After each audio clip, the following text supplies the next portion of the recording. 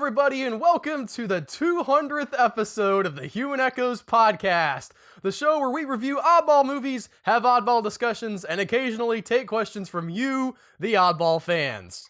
I'm Tony Southcott. I'm Albert Berg. We 200 made it! Fridays in a row. We made it! 200 episodes! We didn't miss any! They weren't all good! I'm not sure I've ever done 200 of anything so consistently in my life.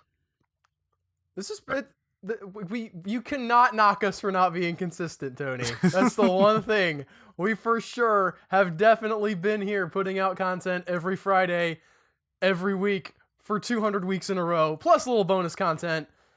Yeah, we've got like 255 episodes, so we've actually done a fair amount of bonus content as well. Game of Thrones and all this other stuff. There are a few things lost to history, like I believe we have completely lost our True Detective Season 2 recaps. What happened? We stopped paying Libsyn for that particular thing, and I think those might be lost forever. Oh, wow. I didn't realize that would just go away because we stopped paying for it. Yeah, they might be out there. Who knows? Okay. It's not like anybody was like, man, True Detective Season 2 is so great, but I really wanted to find out what the Human Echoes guys said about it. Especially Danny Brophy. I thought that it worked kind of like Dropbox, where if you stopped paying, like, you just couldn't put any more up there, but they still had your files and you didn't lose them. Yeah, pretty sure those are lost to time. Okay. Well, what movie are we talking about on this most auspicious episode, Tony? We're talking about a Mickey Keating movie called Carnage Park, which this movie came out of nowhere for us. Yeah, it didn't come out of nowhere for me. I saw a trailer a couple months ago, and I set myself a reminder. I was like, this movie's coming out. It might be good to talk about when it comes out, sort of be current with the new movies, Tony, that sort of fit in our wheelhouse. We really like Mickey Keating. The trailer looked really interesting, and I'm just going to prep my Immortan Joe impression here. Mediocre! You weren't a fan of the grindhouse action? Okay. That was the very, very boiled down review of this movie. However, there was a lot of stuff I liked about this movie, but it was mostly in the first half. Yeah, I kind of thought that too. It had a little bit of like the House of a Thousand Corpses thing where like the first half is more comprehensible, it fits together better, and it just kind of goes off the rails at a certain point. I don't know if it goes off the rails, just gets really repetitive. So this movie is about, it has a lot of really interesting twists and turns, and a lot of the stuff happens pretty early on in the movie. So if you're looking to go into it completely fresh, I recommend, first of all, just going and watching it. You don't even need to see the trailer. I would say if you're interested at all in Mickey Keating, the first half of this is a great example of him at his best, and then the second half just falls off. But for people who might be a little bit newer, cover Mickey Keating's previous work. Mickey Keating was the director of Pod, which we talked about a few episodes back and liked pretty well, especially stylistically. He was also the director of Darling, which we saw at the Mile High Horror Film Festival, and we have not shut up about it since then because I love that movie. But this was so great at the beginning. I was so into it. It had all of his little flourishes, right? He had his great sort of, like epilepsy-inducing flashes of weirdness during the title, and the editing was very Tarantino at the beginning, where you start off sort of in media res, and then... That might have been a full-on homage to Reservoir Dogs, too, because you've got one guy who's gut shot after a robbery in the back of a car, and the guy in the front seat is trying to calm him down and, like, trying to get him to talk and all this other stuff. Like, that was straight out of Reservoir Dogs. It was, but I still liked it. Even if it was a copy, it worked, and it was great to sort of set up that you had these guys and then flash back and see where they came from and what they were doing. And again, you have sort of the Mickey Keating edit, the style. He does a super stylistic thing that maybe you might not be into, and not everybody's going to really dig his sort of weird flourishes that he does, but I like them, and he was really going gangbusters with them. And you had a bunch of, like I said, the twists towards the beginning were really good, where you start out, you thinking, oh, these guys are the bad guys. You have your bank robbers. They're, taking this woman hostage. The one guy dies. They're dealing with the body. And then all of a sudden, I want to say 15 minutes in, you see that the one guy who's been the antagonist so far just gets shot through the head. Yeah, like very, very good practical splashing of the windshield. Like, it was probably my favorite effect for the whole movie. There was a lot of really good gore, and his body later on too was good, where she has to Yeah. drag him around and she's like trying to get loose of him, like because she's handcuffed to him. That was some really great stuff. There's the stuff with the two brothers that kind of twists around, and you see the police car come up, and the policeman gets out and sort of talks to the guy, and you think, oh, maybe he's gonna bust in or maybe he's gonna shoot him, but no, it turns out that they're brothers, and the policeman knows that he's doing this, or at least has a real strong suspicion. And that was great stuff. Yeah, and I actually really liked that the main villain Wyatt Moss, and we've seen him in one of our favorite movies that we've ever done on this podcast. One that was way, way back in the day, and that's The Innkeepers. He was the main guy from that. Oh, was he? Yep, his name is Pat Healy, I believe. Let me double check that. There's the two main Innkeepers people. He wasn't one of them. He was the guy. What? Yep, Pat Healy. He looks. Are you serious? I'm serious. How does it? Did he look super young in The Innkeepers, or does he look super old here? Let's go a little bit of column A, a little bit of column B.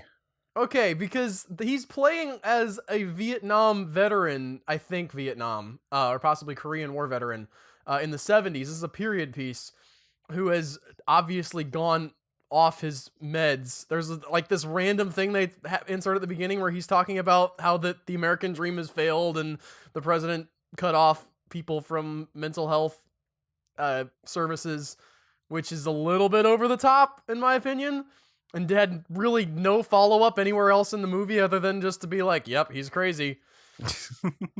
But he really felt like sort of this 40-year-old kind of dude. Not in The Innkeepers, he seemed much, much younger.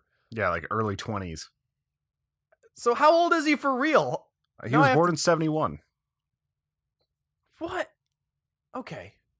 Wow. That's just blowing my mind. I gotta go back and watch Innkeepers just to make sure that you're not pulling my leg. I mean, the haircut and the glasses really help, sort of sell him.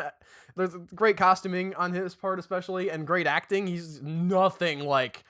If you're trying to tell me that character is the same character, like... No, it's definitely not the same character. Not even Not close. the same character. Obviously not the same character. That's what I mean, like the same actor.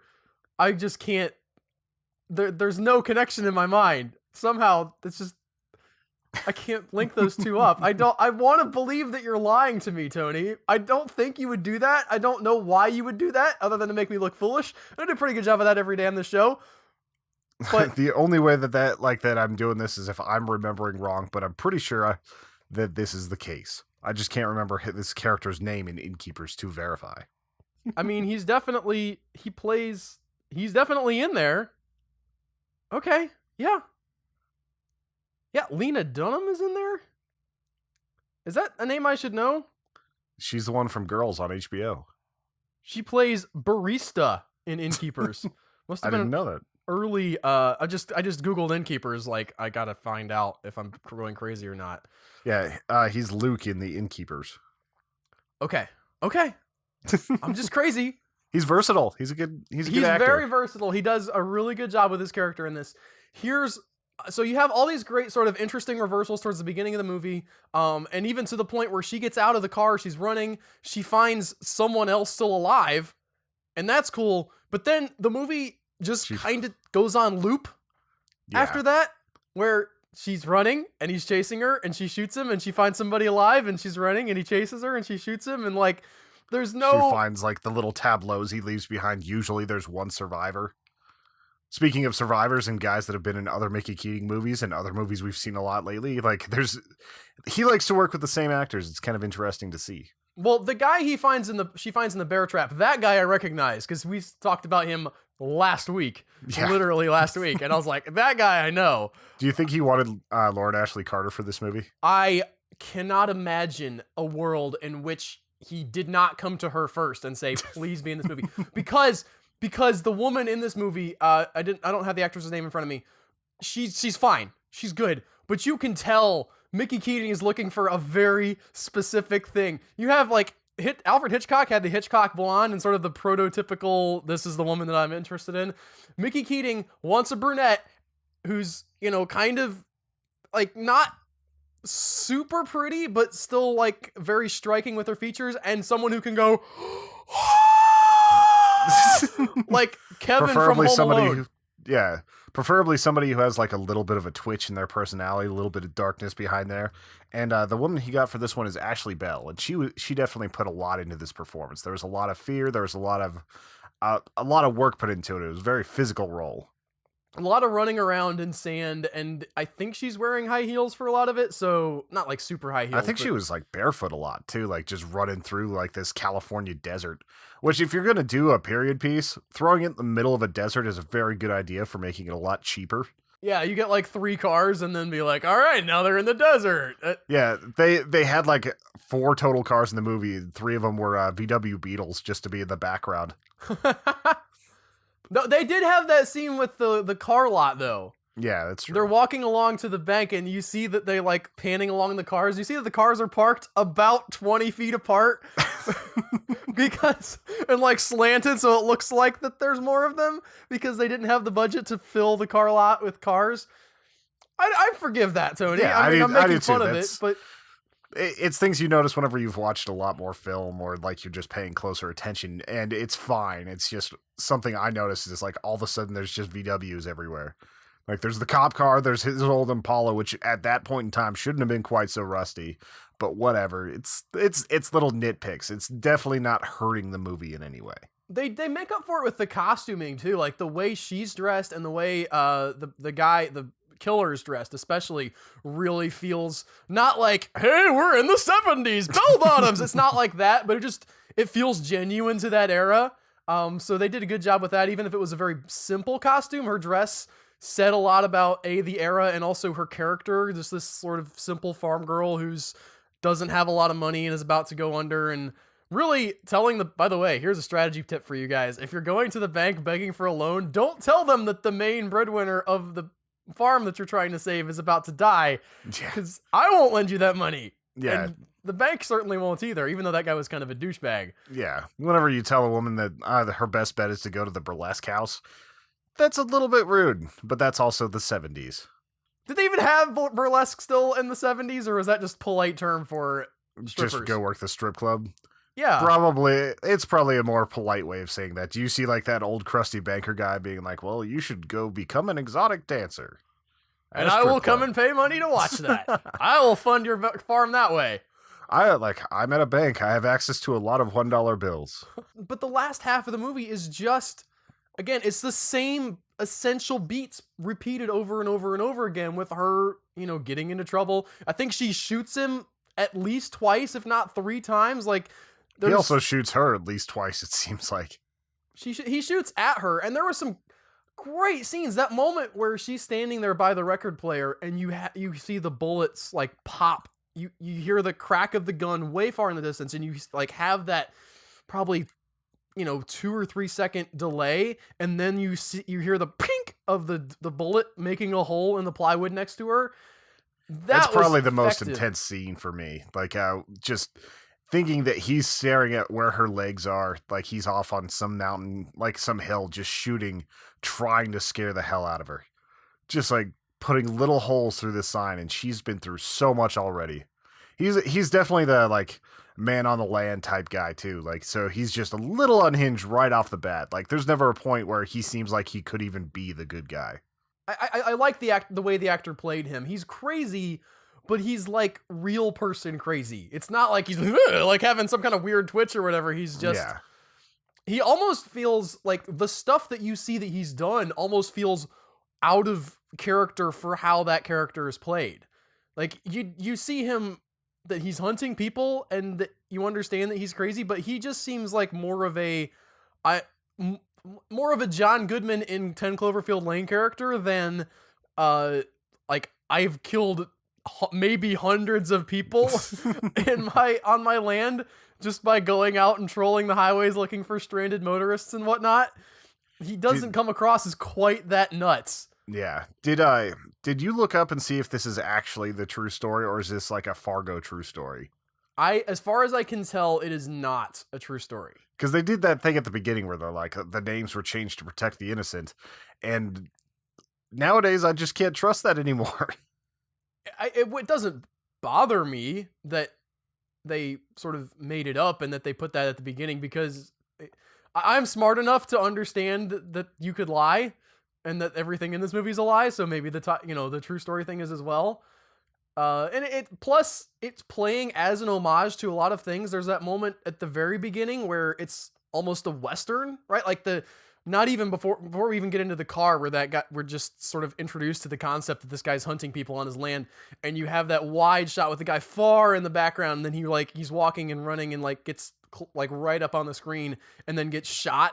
And it's all that sort of a one take, but like lockdown camera. Yeah. And the music and everything about the staging of that was very Western. You can tell Mickey Keating is sort of riffing off of a lot of other things, but he should riff off of more things again at the end of this movie. I don't know if there's a really boring movie or not boring, but sort of like really repetitive movie that's got the slasher genre that he's riffing off in the last part, but just like do something else. Yeah. And it's not even a long movie either. It's about an hour and 15 minutes if you don't count the credits. Right. And it feels like there's about 45 minutes of real good content here. I feel like he could have fixed a lot of this if he would have had one more person survive for a little bit. Like, he could have had, like, the girl working with somebody else, like, they're trying to get through it, and then something happens. Like, I know that they had the other survivors, but it was mostly her, like, checking in, then they get shot. Checking in, then, like you don't even see what happens with another one of the characters. Like, she just drops the canteen off and goes. Yeah, and it just feels, I mean, to your point, if they had let the other bank robber survive and then they're both pitting their wits against this crazy guy, I understand that he likes the lone heroine kind of thing, but I think that two people who are at odds and have a very conflicted relationship having to survive against this guy who's hunting them down is a more interesting story and could take you more interesting places than just, well, here we are, and she just keeps finding people again. Plus, how bad is this guy at killing people that there's just left a lot? She finds 2 people alive still, and he clearly could find them. It doesn't seem like that he's that negligent. There's the one guy who's just left in the bear trap. Like, how did he even get in that bear trap? I mean, I don't know. I understand that his foot stepped in the bear trap and the claws and he couldn't get out. I understand that part, but how was he running away and then he got caught and the guy just decided, yeah, I'm going to leave him. Like, that seems it's a bear sloppy. trap in the middle of like flat area with cars around. So like, unless it was late night, he would have seen it coming. Well, she almost steps on another one though. In that same scene, you see her run off to get a thing, and like she steps right next to another bear trap. I thought, what are you doing, woman? He does give her that bit of information that we don't see in the movie, that there's a giant electrified fence around the property that they can't get past. But that Hence seems the like whole like Carnage Park idea. Yeah, and the whole idea that because there are so many bodies here, that this guy's been doing it for a long time, and it is sort of his own personal amusement park of killing. I like that idea, but I didn't think they went far enough with it. It didn't seem like that they just kept showing you more stuff, but because we don't see it really from his perspective, I understand the power of seeing it from her perspective. I understand why that choice was made, but it feels like a mistake not to give us more of his perspective and to see why he's setting these things up and how he prepares these things and what this does for him other than just give him his jollies. Yeah, they never really explained that. It was just like evil for evil's sake type thing. So like, I was wondering about this last night. Like, there's parts of this movie where it kind of goes all like the rise of Leslie Vernon, where all of a sudden it's like a very yonic scene at the end, like the opposite of the phallic scene, like where there's like rebirth and all this stuff. Like, there's definitely a lot of symbols here, but it's kind of buried underneath the content. Yeah, and I liked too the way that sequence was shot in the tunnels, where you get to that super, super darkness and you understand that she's trapped down there with all of these bodies. And the moment where she hides under the bodies was, I thought really powerful and worked pretty well, but it was a moment out of context.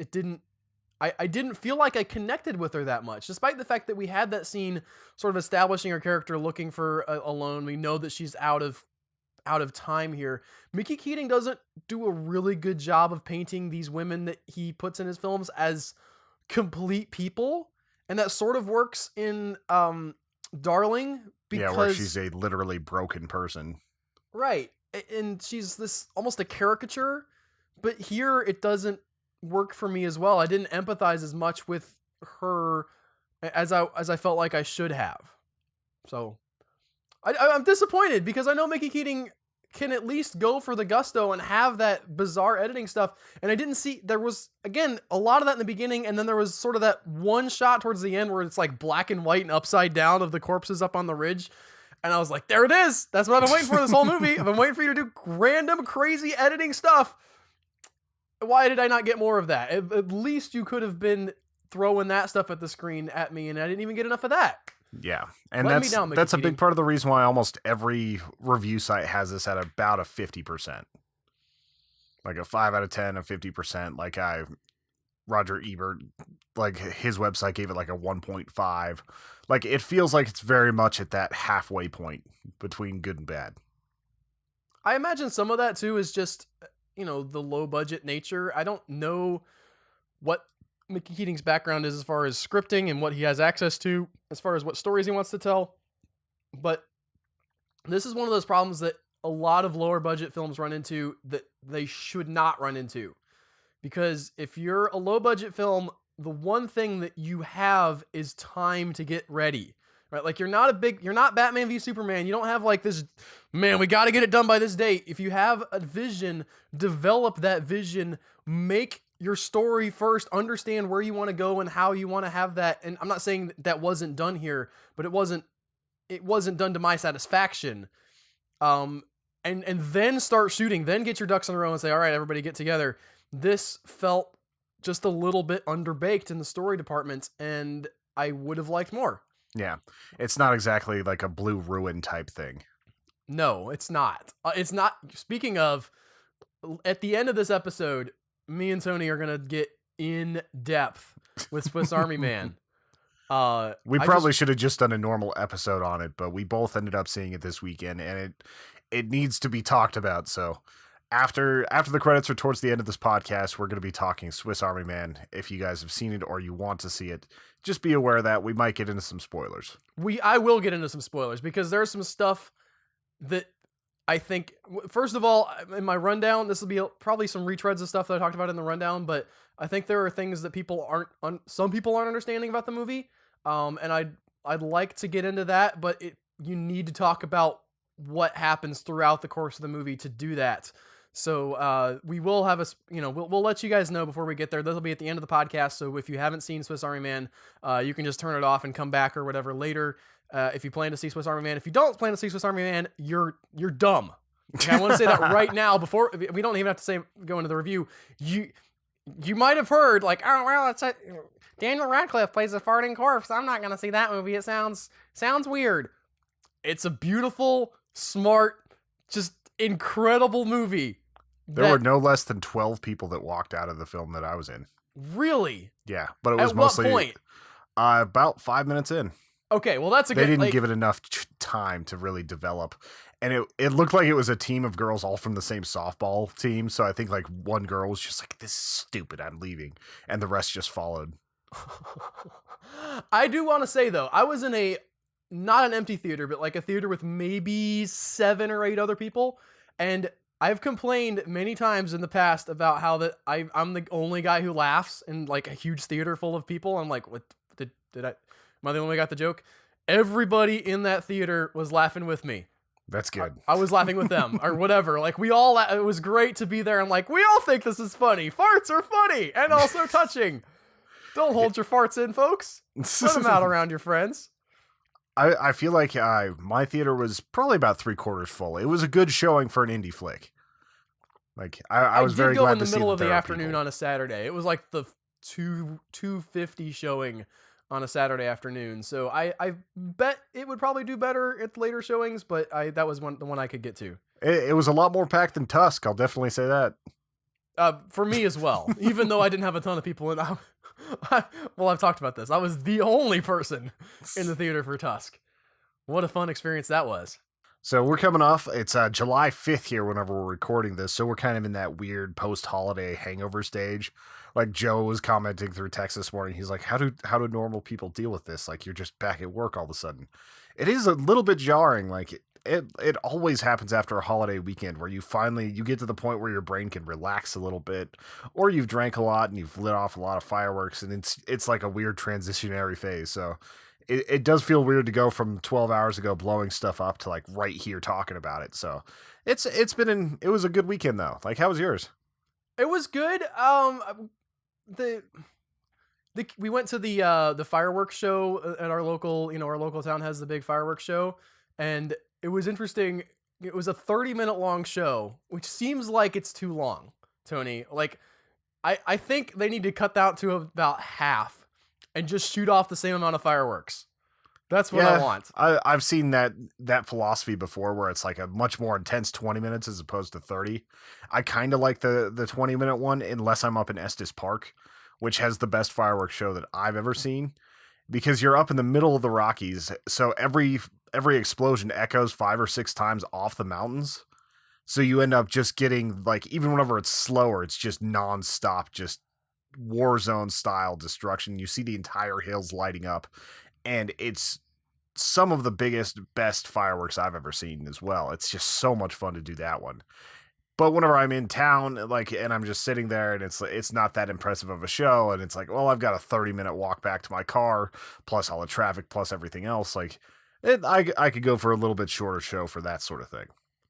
The thing is, like, if you're boring a 3-year-old, if the 3-year-old stops watching the explosions happening in the sky, you might not have the most compelling show. I did enjoy watching it, but by the end I was like, fine, they did the finale. Good, we can go. Because AJ basically just wanted to run around in the grass. Like, after well, that's what he wanted to do before the fireworks. He watched about 10 minutes of it, and then he was like, let's run around again. With all these other kids that were watching the fireworks. So that was fine. My favorite ones, Tony, are the smiley face and the shape ones. They have a smiley face, they have a heart, and I think they have a butterfly. And I love those because they make like the loudest boom.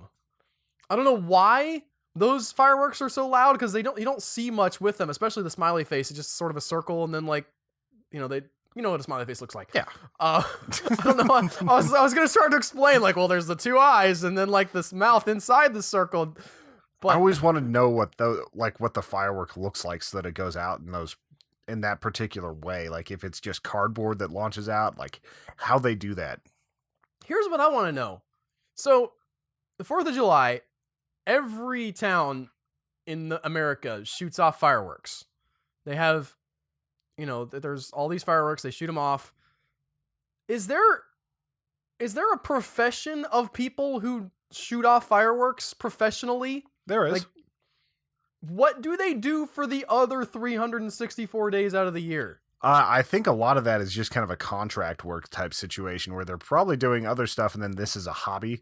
However, the number one buyer and user of fireworks is Disneyland. So there are full-time pyrotechnics jobs out there. They're just a little bit hard to find. Okay, so not every town is hiring, like, a pyrotechnics firm to set off their fireworks. Yeah, I'm guessing that some of the firework companies themselves probably have that as a service. Like, you can get a consultant out there and they'll set up your fireworks show and things of that nature as well. I mean, I know that there are other businesses, many seasonal businesses where, Christmas comes and you have your Christmas tree people, so they're not those Maybe factories. They're the same people.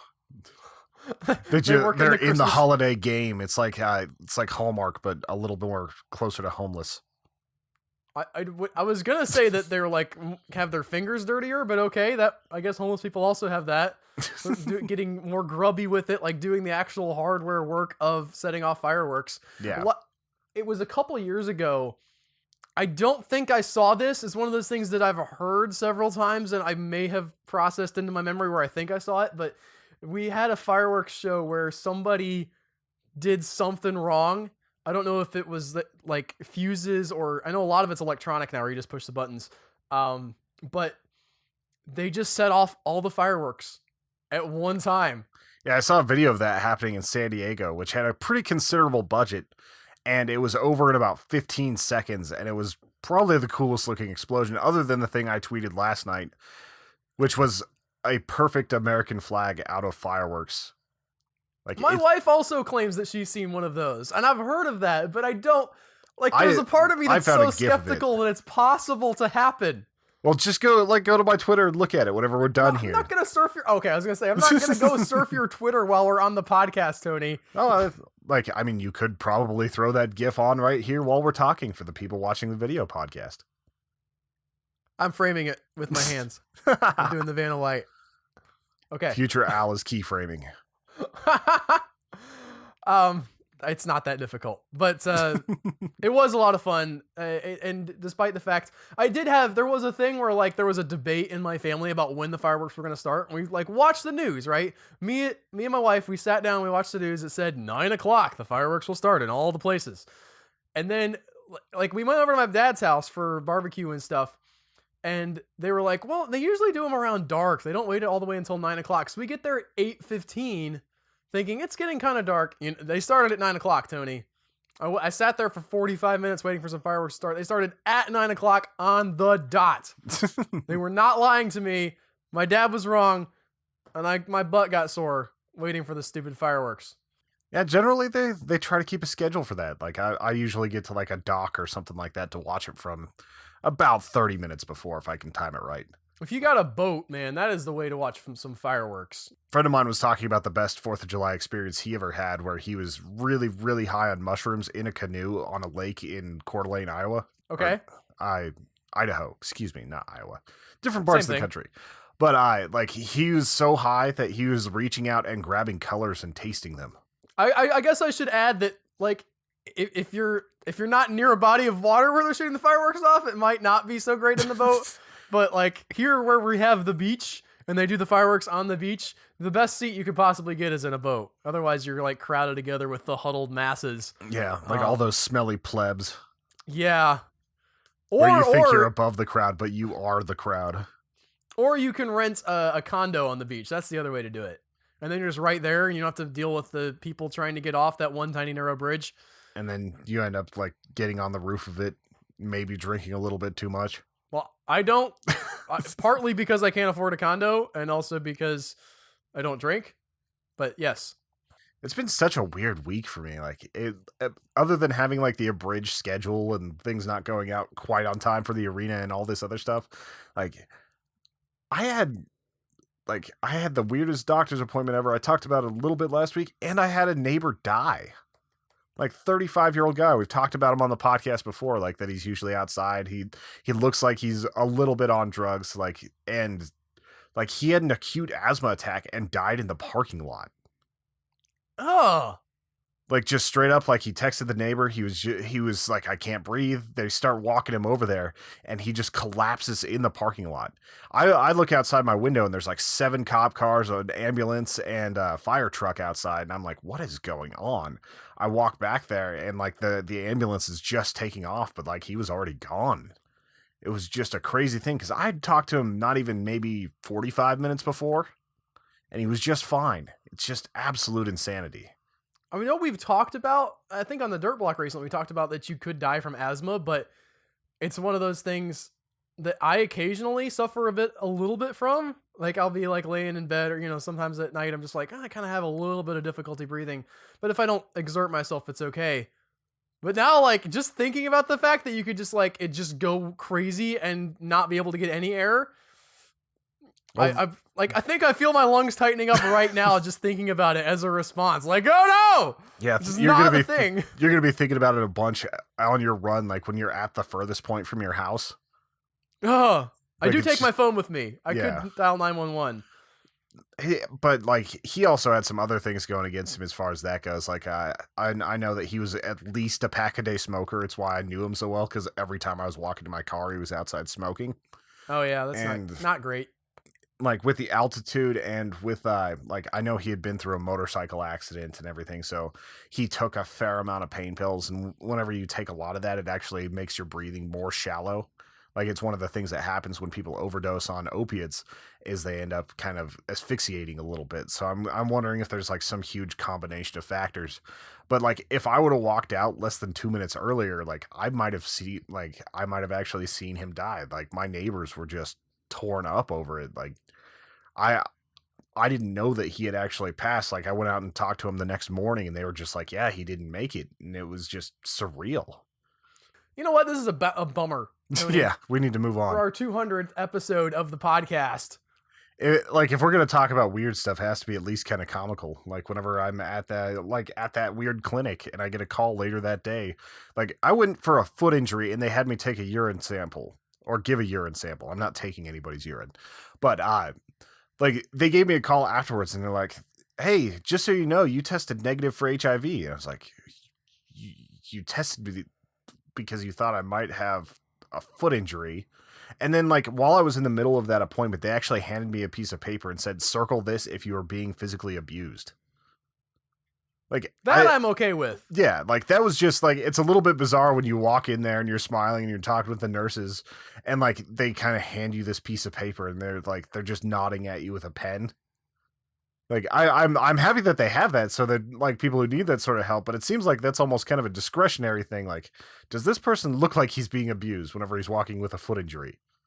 I would hope that they do it for everybody. Yeah, and I'm sure they glad do, that they but didn't like look at you and be like, well, he's a dude and he's pretty big. He's probably not being abused, because there are cases of, female on male abuse, and yeah, I've it's seen some not pretty bad cool. ones. It's one of those things that gets ignored a lot of times because just like men are supposed to be macho and everything. I've seen it firsthand with my old roommates. I've told some of those stories. I've even seen it like in my own household at times because of substance abuse and things like that. So it's something I'm very acquainted with, but it was just bizarre. Like I've never been smiling and been asked if I was being abused. The HIV thing seems weirder to me, though. Yeah. I don't know if that's something they had to do. Well, I think it's a clinic where a lot of people go whenever they've got like needle or like a lot of addicts go there. So I think they're just testing for anybody that could be using needles and all that. Because a lot of times whenever somebody goes into a clinic and they've got some sort of injury, like they're just looking for pills and that sort of thing. Like this place wouldn't even prescribe pills to anybody who came in. Like it's part of their policy. It's like I'm guessing that that's kind of become an issue where people are just like, "Oh, my back hurts. I need oxy." Yeah, that's an issue at some of the clinics here too. If you're poor and you go to the cash only clinics, those are you're not around. I mean, some of the people I'm sure are fine, but there are good odds that you're around some pretty sketchy people. You might be a sketchy person yourself going to one of those places. Oh, I had fun because I got to use a wheelchair for the first time, so that was good. Oh yeah, I've used a wheelchair before, but it's You have a video of you using a wheelchair on one of your old channels, I believe. it might be on our channel, Tony. I'm not. No. Yeah, it's on the old There and back again channel or something like that. I'm not sure if that even exists anymore, but it still does. I haven't checked it in forever. I have no idea if any of those videos are being watched, but it still exists somewhere. Albert rides the wheelchair. I'll have to go find. I'll have to go dig that up and put it in the link dump, Tony. good luck with that. Can I remember the login for that? Anyway, We have too many accounts. I have just the right amount of accounts, Tony.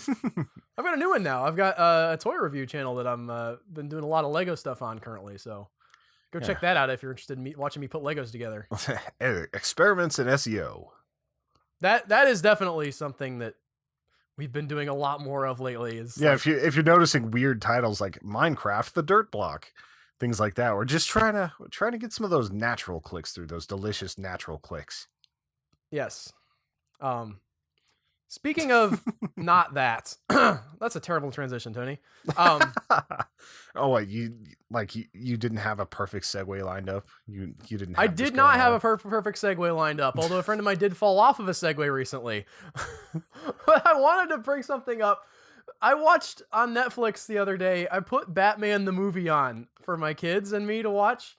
This is the 1960s one. Holy crap! Is that movie funny? Is that the one where he's like running with the bomb above his head? Like among other things, yes. However, I didn't get to that part yet. But there was something in that movie that I saw that was a joke. I've seen that movie I mean, maybe not not a bunch of times, but when I was a kid, I watched it fairly regularly. We had it on VHS, and there's a sequence where Adam West's what's the guy's name? Bruce Wayne. Bruce Wayne character is in this sort of horse-drawn carriage with Catwoman, and she's also like in disguise as this reporter woman, and they're hitting it off and having a great date and like kind of getting hot and heavy with it. And she goes to send a message to the other villains in the movie, and she uses a cat-shaped transmitter that she pushes the button on. And that joke hit me as a 30-year-old man, that I had been watching that as like, first of all, that this got made in the 60s and I was watching it as a little kid, and that joke went just straight over my head all of those times. I mean, it's fine that it did, but it's still like, it was just this moment of like, oh my gosh, that was a dirty joke. I love when they can sneak all that innuendo in, especially because it took you like a few decades to figure it out. I don't know. I haven't watched it in a while because it's so campy. You know, it is a little bit silly, and I thought it's sort of associated with my childhood. But that movie is legit, like, I mean, chock full of jokes. It's like Airplane. Okay, they are mocking the idea of Batman. Even more so, like, watching that movie now, like having seen Batman v Superman and like the darker takes, it feels even more like a parody of that stuff, even though that stuff didn't exist back then. You go back and watch that now and it feels like somebody's making fun of the Batmans we have today. So you're saying that it wasn't filled with like Diamond's hard truths or whatever that horrible line is? You defended that line. You said that wasn't that bad. I still like it, but it's still ridiculous. It's a little bit ridiculous. I dig in my heels with Batman v Superman a little bit more than I should, partially because it gets so much hate, partially because there were parts I did enjoy, but there are some parts that are just indefensible about that movie. I don't mind the angry, bitter Batman as much as you do, but I do mind that like someone yelling Martha is a key like plot point. I don't mind that people like it. I don't mind that you like it, Tony, but I will still make fun of some stuff. And that, because that is the first line in the movie, or at least the first thing that Batman says. And it was just such like delivered in such a grim, dark, like this is serious tone. And yet the actual text of the line is like nonsensical to the point of goofiness. Again, that was my opening moments for the movie. And that was the moment where I started grinning and couldn't stop. I was like, oh my goodness, they think they're so serious. And I never got that out of my head watching that movie. After that one moment, I was just like, you guys, let's see what you have. Let's see what really serious things you have to say. It'll be interesting to see how serious the actual Ben Affleck Batman is going to be in his own movie. It does seem like that there was news that leaked a while back, not leaked, although it does seem weird. Like they have a lot of plot details out already for this Justice League movie, because they set up this set visit for people to come in and watch them filming things. And they said, there's no embargo, you guys. You can talk about what you saw and the scenes you saw. And I guess, I mean, if it was like one person, you might be like, well, why are you spoiling the movie? But since everybody's doing it, it's almost like like you can't, if you're one of the guys who was there, you can't not talk about the details because everybody else is talking about the details. But they talked about like plot points and whole scenes that happened between various different characters. And it sounds like this, especially the scenes that they showed them, like, hey guys, we have jokes this time. It sounds like that they definitely took that sort of too dark consideration to heart and decided to put a little bit more of that Flash fun. Yeah, they went a little bit more like the Marvel stuff, where it's just a little more lighthearted. I think Suicide Squad looks like it's going to have the right mix of humor and like just kind of being messed up. I mean, all we've seen is the trailers, right? So it's difficult to you can't judge a movie without having seen it. But the trailers do look fun. Yeah, and if the movie hits that tone, then I'm going to be happy with the movie. Because it never looked like in the BVS stuff that there was any fun being had. It was all very, very serious. Like maybe a little bit of the stuff that Wonder Woman did, like seemed like it was a little bit more fun, but she ended up being the only character that wasn't like grim dark. Her whole thing was like her getting back into it, where she looks and she's like, all right, this is worthy of me. Finally, there is a battle which I can partake in. I don't know what her backstory is or why she's sort of recused herself from participating. And hopefully that's not dumb and also, you know, sort of contradicts things that we saw in BVS. But it was neat to see her just kind of watch that footage and then get kind of like we're getting into this, guys. This is going to be good. And her smile going into battle. Like, it's great to see somebody who's like, let's kill some stuff. Yeah. Woo! And she's not afraid to kill either. She's like, this isn't the first time I've killed an alien. Oh, did she say that line? Yeah, she said that right before she went to fight certain people that get created for that movie. Okay. No, yeah, I'm going to get into two details. Yeah. The other thing that, speaking of DC and things that they may be doing right a little bit, I've heard really good things about the extended cut of Batman v Superman, which, not that they've sort of changed the story, but they kind of smoothed over some of the more jagged edges in editing and the weird little frayed plot details that didn't seem to like get fully resolved or left nagging questions in people's heads. There was a lot more of that got cut out that kind of got put back in and apparently makes more sense, although the larger problems are still there. Yeah. I hadn't really even considered getting that, but now that you say that, I might check it out. I want to see the better cut of that movie. I mean, again, I don't know that it fixes everything, but especially if you enjoyed parts of it, I think that you will enjoy the longer cut more. And I have heard people who just hated on Batman v Superman, the theatrical cut, coming out and saying, well, this was great.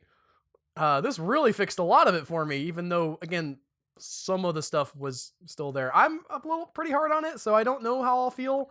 I think maybe if I have 3 hours to kill, I'll check it out. Some of that might also be that they were so disappointed in the theater experience and they needed some time to digest and look at the movie again. And so they could actually enjoy it instead of being caught up in the moment of like, oh, this is just disappointment on disappointment. Anyway, we'll see when it comes out. For us normal people. For all of us plebs. Yes. I use the word pleb too much. I have too much fun with it. Used it like twice this episode. It's fine. Been thinking a lot about like how long we've been doing this. Like just 200 Fridays. Like 200 in a row without missing a week. Most podcasts, like I've talked to dozens of other podcasters and they're like, life is going to get in the way sometime. If you don't have like 2 or 3 backup episodes, you're going to fail and you're going to disappoint your fans and everything. And I can't tell if that's because we don't have big enough lives to like miss stuff or if we're just really consistent. We've also been somewhat lucky and we have backup guests occasionally. Yeah. Like, I got super sick last week. This is not part of our little retrospective we're doing, but I got so sick last week and was able to sort of not drop all of the balls, although I totally screwed up our stream with Richie's Plays by having all of the audio settings wrong. And Every Richie audio was setting just was wrong. like, I'm sure for Richie, it was just a little bit surreal whenever he's like been looking forward to this for weeks. And you're just like, I'm gonna throw up. I might throw up type like thing the whole time. You were a hurt unit last week. I kept it together somewhat. Well, I could see the pain in your face. Like I could see the cold sweats.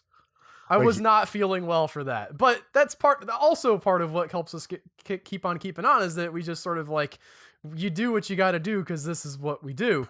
But I was lucky not to have that happen on a Wednesday or, a Tuesday, because if we don't have any episodes in the can. We record this on Tuesday, I edit on Wednesday, and it goes up and it doesn't go up on Thursday, but it has to be uploaded and everything on Thursday. So it's ready on Friday morning.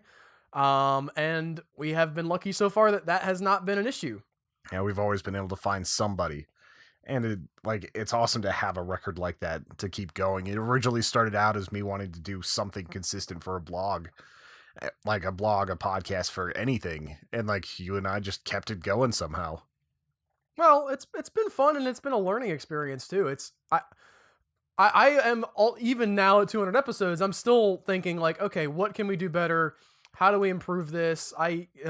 Editing wise, I always try to, make sure that I don't cut out everything that's not the strongest material, but I try to make it at least flow well and cut out bad hiccups and stuff. And I don't want to be just sort of, well, it's good enough, slide that out to him.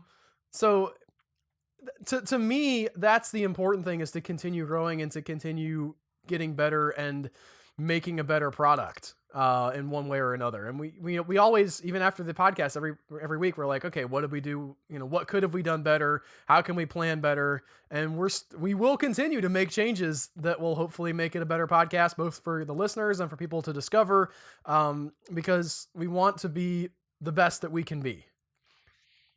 This is an unfair question to ask, by the way, Tony, but it's unfair because I don't have an answer, but do you have a favorite or several favorite episodes that you could point to be like, that was really good stuff? It's more favorites of individual things about episodes. Like, I couldn't tell you like my number one overall favorite. My favorite title is probably still like How to Yarn Bomb Your Wang Bush. I think that's episode like 76 or something like that. My favorite review is kind of a tie between The Holy Mountain and Children of Sorrow. Children of Sorrow because I felt like it was our best analytical review where we really got into some fun stuff. And The Holy Mountain just because it was so bizarre and out there and fun that I like. It was just formative for us. It's kind of like the Peanut Butter Solution one as well. Also, for me, I'm the same way, where there's a lot of moments and a lot of events that have happened in the course of podcast history. I wouldn't be like, man, episode 94, that's where it really peaks, guys. And after that, I don't even know what episode 94 was. But I don't either.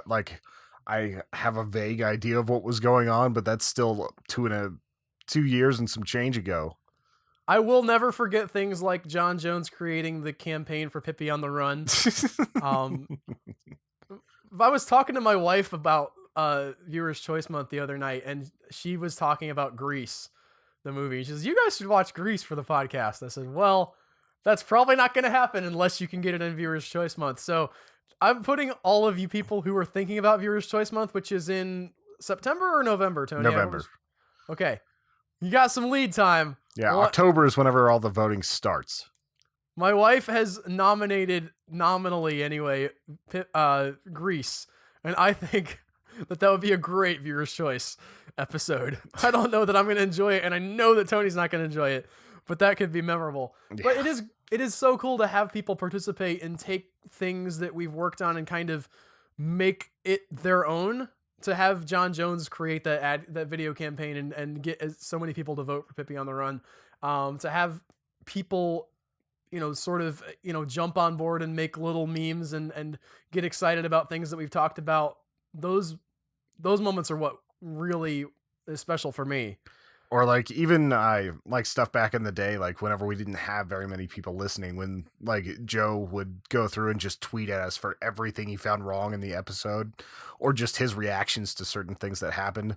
I'm almost glad he's not editing anymore because we have that back. And now we've got other people doing that as well. Sometimes I can't even remember what the hell they're talking about, but it's still fun to read those. Yeah, sometimes they get super defensive, like, oh, we didn't. That's fine. But I don't think Joe is meaning it in like, you guys are stupid. And if he is, it's still good natured. And we were probably dumb. We are definitely not immune from being stupid on here. But we try. We do try. And we thank you guys for continuing to listen. For 200 It's been a fun weeks. 200. We are going to transition into spoiler talk for Swiss Army Man. And just because I really want to talk about it anyway. I think Tony is interested to talk about it. And so if you guys are going to shut off the podcast, don't forget, we need your help. Go to humanechoes.com, become a member. Members make this show possible and all the things that we do possible. Also, check out our awesome t-shirts. Check out our other content that we put out. Check out our other videos if you haven't checked out those yet. That stuff is, it's all part of what we do here. And I think it's all, again, it's the same thing. We work really hard to make that the best content we can. And just to give you a perspective on how important membership is, like we're talking about like a $2, $5, $10, whatever level of donation you want to be able to get the bonus podcast. Even a $2 donation per month is worth like 1,000 YouTube hits, sometimes even more depending on which video it is, as far as ad revenue and things like that. So like literally, like your one person is making up for 2,000 people watching something. That's how important membership is to us.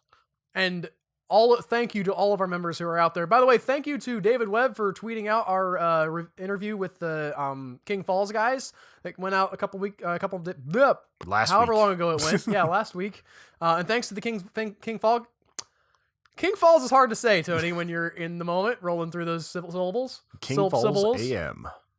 which is Thank you. one of our favorite podcasts. You should definitely check them out. Even on Twitter, they're awesome.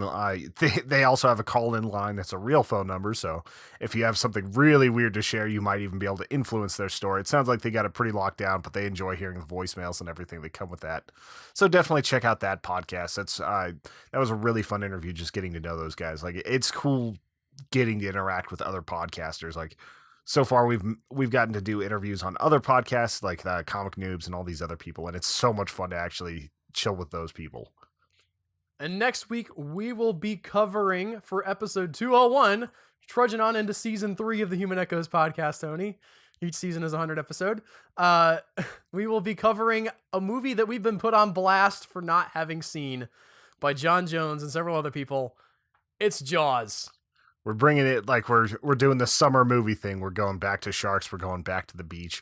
And it's just time for me to actually sit down and watch this movie. I've seen the ending. I've seen the beginning. I've seen little pieces of all sorts of stuff. I could probably describe to you exactly what happens, but I haven't taken the time to fully watch this movie with a critical eye. And it's been a while since I've seen it as well. Yeah. So I'm looking forward to digging back into it and seeing the proto shark movie. Yeah. So we're gonna have a lot of fun with that, and if you are done with this and not listening to our Swiss Army Man little chat, I hope you guys have an excellent week. Okay, You've Swiss been warned. Army Man. Spoilers ahead.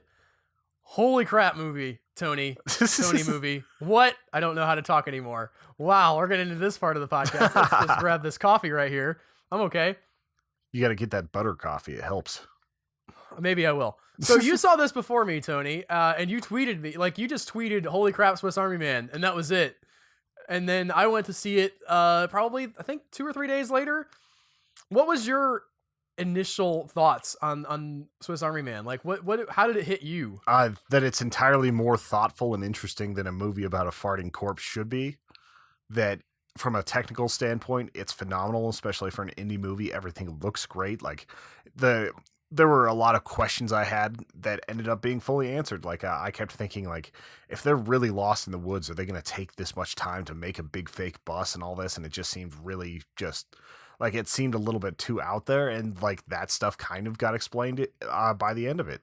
Like, there's so many different things about this movie that I loved. And it's more than just like potty humor and everything that goes into it. It's a lot about like Paul Dano's character kind of finding himself in this. And there was some great, like, you talk about the potty humor, but there are some great, really frank discussions between these characters that were, I mean, I like the movie as a whole. Everything in this movie just like fits together like gears, and it all has a purpose. It's all like going somewhere. It's not even, I mean, it's a beautiful story, and it's weird and surreal, but it also all has a purpose to what they're trying to say. But as just an individual scene, I loved when Paul Dano's character Hank was talking to Manny the corpse about all of the taboo stuff that people don't get to talk about. It was just, I don't know, it was really refreshing to have that just sort of be out there in the air, and these people not like, these guys don't feel weird talking about that with each other. Yeah, it's so plain, and like, I think the word you use in the rundown is just an earnest discussion about like taboos, kinks, and all sorts of other things that people just aren't going to like, that people can't have just a normal, clean discussion about. What initially did you think of the ending? Because the ending was probably the part for me that like I had to think about the longest. Well, to really understand what I was seeing. I kept thinking while it was happening that it was just going to be the hallucination thing, that it was going to be like, it was entirely in his head. And that's kind of what they were angling towards. Like, I feel like they probably made a cut where that was the case. And then to have it switch over and have him just like jet ski off into the distance with a giant smile on his face, makes it a little bit more bizarre, a little bit more whimsical. So I wasn't bothered by that. But like, it still has a lot of the same impact, even with it being sort of real, but sort of not. And you could argue whether or not it's like a group hallucination, or if he's thinking that like they're seeing it too, and like his entire world is collapsing as they're gonna like drag him to a cop car and lock him up for a little bit. But I That don't like that interpretation, by the way. You know, I mean, like that just goes back to, well, what if it's all a dream? What if it's yeah. all the Matrix? Like, if it didn't, I mean, they showed it happening. They showed other characters reacting to it. You can say, well, he's just imagining that too, but that doesn't do anything for you other than just be like, I think this guy's weird because he's been living out in the woods behind this woman's house for all this time and clearly stalking her. There's While also some precedents where it could probably not be real, though. Like the idea that he was actually stuck on an island in the Pacific seems like he wasn't actually out there. That seems like it was more symbolic for how he felt. maybe here's my personal take on this is that while there is symbolism and that is the interpretation of that within the context of the movie, everything that you see happen on screen actually happened. And that, like, they lay it out like that, and I think it's better for having done that. So I mean, and it's bizarre and it's a little bit contradictory, but I don't think that that's a problem for this movie. I don't think that you can approach this movie with exact scientific logic and say, and maybe I'm wrong. I saw some people that really made me mad on IMDb talking about how the movie doesn't take itself seriously, and I 100% disagree with that. I think this movie takes itself very seriously. It's not a serious movie. It's making fart jokes. It's obviously it's not afraid to be funny. But I think that this movie was approached with an incredible amount of care from the story perspective, from the visual perspective. It's not just like, oh, we're going to throw this together and let's have some fart jokes over here. Like, all of that stuff serves a purpose. And to have that ending where you find out that he's essentially a stalker and to see his world through those other people's eyes, I thought it was really powerful to see that the farting's a metaphor, right? Like, it's about holding things in that you shouldn't hold in. He's been afraid. We know that he's afraid to come to her with his feelings, to approach her and say, and sit down next to her on the bus and say, hey, I see you ride the bus, and like break that ice and do that uncomfortable thing because he's afraid he's going to get rejected. But because he doesn't, because he keeps it all in and doesn't let it out, just like those farts, it ends up turning him and tearing him apart inside. But he's not and I talked about this on the rundown. This is sort of the main thrust of the rundown. What makes him weird isn't the fact that he's interested in her, isn't the fact that he has these sort of urges that you can't talk about in polite society. Everybody has those. It's that he doesn't release that stuff. And the fact that he lets it all build up, that's what damages him. And he's not crazy. He's not like hallucinating all this stuff. He's not, because we see at the end of the movie that the corpse actually did talk. It actually did have all those powers. That wasn't the problem. The problem was that he couldn't release, himself into the real world. He couldn't expose himself to sort of rejection and possibly, the derision of others. So he built up this fantasy and so big that it took over everything for him. I think I can't even sum it up better than that. So, well, I think it's an important lesson for people. There's a lot of people on the internet that I think need to learn that lesson. There's a lot of good, decent, basically normal people on the internet, but that have let themselves become isolated because of fear and because of, and I think it's a lot of guys. I don't want to be sexist here, but I think especially guys tend to have that fear of rejection a lot because the onus is on them societally to approach the girl. And so you get in these Reddit threads and it's so common where it's like, if somebody asks, what women, what do you think we should wear? And then like every other comment is like, but only this works if you're attractive.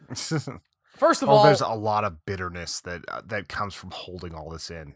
Right, exactly. And not every guy like that is a stalker, or not every guy, but it isn't healthy to sit there and, to only have fantasies, to only have things that you've made up in your head.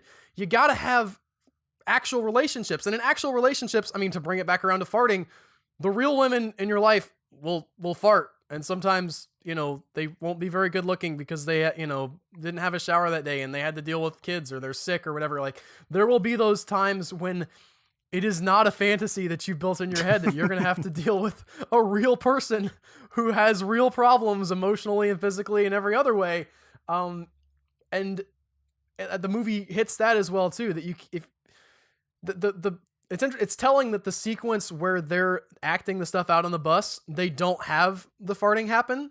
Like, Paul Dano doesn't fart in front of fake I forget what Sarah is her name or not Paul Dano, but Michael Radcliffe's corpse character doesn't fart in front of the Sarah character when they're role playing out, the meeting. Those times they're like, this is perfect and this is wonderful and there aren't any farts. But the real world has farts and they stink. And sometimes people aren't going to deal with them, but the people who love you will deal with your farts. So fart in front of your friends. Yeah, how can they really be your friends if you don't fart in front of them? Exactly. That is, and it's an important message, right? Like, I mean, you don't have to take it exactly literally, but a little bit literally. Like, yeah, you don't have to be perfect for your friends and everything. One thing that a lot of these people with that hardcore bitterness don't understand, that sometimes funny trumps fugly as well. Like, I've dated above my game a lot of times just by occasionally being funny and having a weird sense of humor and everything, like, too. So, like, them saying attraction is the most important thing isn't always true. Yeah. Also, the people telling you to wear fitting clothes, even if you're somewhat overweight, are not lying to you. Yeah. That is good advice. The baggy look does not work. It does not make you look more attractive. I know you feel better, but trust me, wear something that fits your body. Sorry, that's a shoot off from the Reddit thread that I was reading. Yeah, I read the same one, and they're like the top 8 comments were wear clothes that fit, and then some, like, the next comment was like, half of these things are only work if you're thin. No, like, all the top voted comments are legit real comments. You guys, stop with your bitterness and wearing fitting clothes just shows that you're, like, taking care of yourself, and, like, it's, I don't know. It looks like you didn't just, like, walk into a Kmart and buy, like, the nearest shirt and not give a damn about yourself.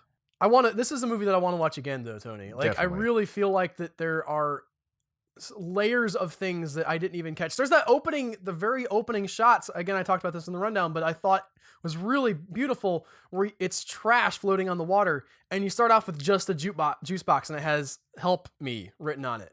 But then gradually, like, there are trash constructions that he's building, and you see them float by, and they've got, like, more complicated message scrawled on them, and more complicated, until you have, like, a sailboat that's made out of little trash pieces that has all this stuff written on it. And especially for me, who loves trash movies in general, I liked that idea that just because it's trash doesn't mean it can't also be art and important. Now, granted, I don't necessarily think that all of the trash movies I watch are not important, but there are people who will see this and will refuse to take it seriously because of what they would see as juvenile content. And I think that is a massive mistake, because this, to me, is maybe the most, I don't know, most important might not be. It's up there with Look Who's Back as the most important film. And I think it's the best film I've seen this year, Tony. It could definitely be argued that there might be movies that I've enjoyed a tiny bit more, but it's hard for me to even think of them. It definitely doesn't. It doesn't play on your, like, that's a good point, because especially with that third act, you get so invested in those characters in their journey, and you get, you really buy into them together and the fun that they're having, and to have that sort of broken for you, to see, like, what that actually means. It's not fun. It kind of hurts a little bit to see that. Especially because you start getting so connected, like Paul Dano, and even the parts where Daniel Radcliffe starts getting really, really emotional and starts coping with his own problems. Like, that gets really hard to watch too, like him dealing with loss and doubt and everything else. And that's stuff that I still have not personally unpacked, by the way. I'm still thinking about, okay, what exactly... I know that to a certain extent, Manny is a reflection of Paul Dano, because Paul Dano is feeding all the ideas into him, but I think Manny is not just Paul Dano's consciousness. He has his own thing going on. I think this is a movie that I'm still thinking about, and I still intend to be thinking about weeks from now. Yeah. Because there's a lot to unpack there. It's something that I'd love to, like, have a discussion with some people online about. Like, I don't want it to be spoilery, but we might have to set up, like, a thread on our own subreddit or something and start unpacking this in a way that's not going to just cover Twitter with spoilers. I was a little disappointed in some of this stuff. I understand that people, it feels like almost a betrayal when you get to that third act. And I think it is in a way, but it's on purpose. It makes sense for what the movie is trying to say. And there were some people who are like, well, it kind of fell apart in third act. It didn't fall apart. It was disappointing for a reason. Yeah. How do you, like, stick the landing on a movie like that as well? Like, and I think they did stick the landing pretty well. it's not the ending that everybody wanted. It's definitely not. But I think that's again, I think that's important. I think it's something to help you look at yourself and say, well, what kind of person am I? I look at myself as the person who's for the first two acts of the movie, but do other people see me in the lens of the third act?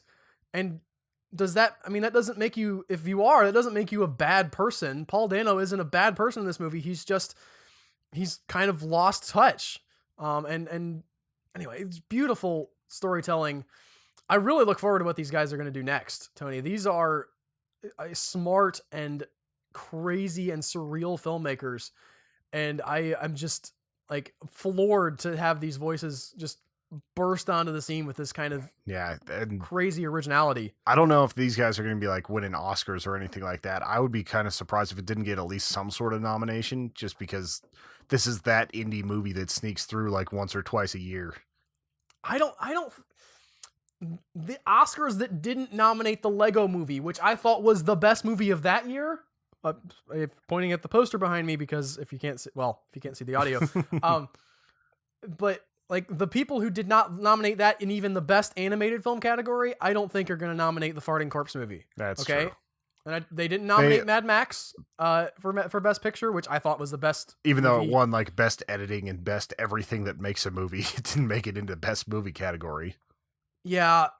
I mean, I didn't see Spotlight, so I can't deride Spotlight. I'm not trying to like. It was. I don't want to get into that. It's on Netflix now. I could watch it. I've heard great things about it, but it's. I mean, for a movie that's saying so much and goes so many interesting places, it has beautiful performances, by the way, at the very least. And again, I don't think it's going to happen, but I think Paul Dano and Daniel Radcliffe deserve some recognition, awards-wise, for what they pull off here, because it's just amazing. By the way, shout out to the guy from Primer. Was he making that cameo? Yeah, he was the coroner. Oh yeah. It's a weird little thing where he just like shows up and he's like talking to the guy about, well, we got jumpers off the bridge every day. I was like, there's Primer guy. Woo! Makes me wonder if he knew the filmmaker or what happened there. But well, it's an indie. I mean, I think indie films kind of tend to be small and close knit, and he probably, I would imagine, is an inspiration for them, with his sort of odd, style of filmmaking and definitely non-standard. Kind of makes me wonder how the Modern Ocean is coming. Yeah, he's filming that. It comes back to an idea we talked about before of kind of like fearless filmmaking, and these guys made exactly the movie they wanted to make, or at least it seemed that way. And definitely, I mean, I think they had a $3 million budget, and for that budget, they had made it look great. Yeah. Even some of the scenes, I heard people talk about, and this is not my original thought, so I'm stealing this from Devin Faraci, from Birth Movies Death, but he talked about how that in the tree falling scene where you couldn't make that look exactly realistic with special effects, they take that in a direction where it's, instead of trying to make it look realistic, it's a stylized thing. So you don't feel like, well, that doesn't look real. It doesn't look like it's exactly supposed to look real. You get the idea, and it's a very, it's communicative filmmaking where they're telling you, hey, they're falling through the tree. It doesn't exactly look right, but it's kind of a dreamy sequence anyway. So I don't know. There are a lot of really smart decisions made in this. And they do the same with the water scene where they fall off that pipe over the river when that river's probably only like 1.5 feet deep, and they're just all of a sudden like drowning together. There's a lot of little things in there where he could just let go, but he decides to use him to go up. Holy crap. Maybe that's why I just Googled the Modern Ocean, of which the most recent article that comes up on Google is from 2015 in November. But it looks like Daniel Radcliffe is going to be in that movie. So that would make sense. There's a big part of the connection. Along with Keanu Reeves and Anne Hathaway. I like all of those actors. I do too. I trust Shane Carruth to do something with them. But anyway, I think that is the end of what I currently have to say about Swiss Army Man, other than if for some reason you stayed through all those spoilers and you haven't seen the movie, you should still see the movie. Yeah. You need to go see the movie. Beautiful, beautiful story. I agree. And thank you guys again for helping us get to 200. It's been a hell of a ride. It's awesome that this is our job and this is what we get to do, and it's fantastic. And I'm so glad that we've got to meet so many of you, even if it's just online. It means the world to us. So thank you very much for sticking with us. And here's to season 3. Woo! Starting next week with Jaws. All right, catch you guys later. Bye.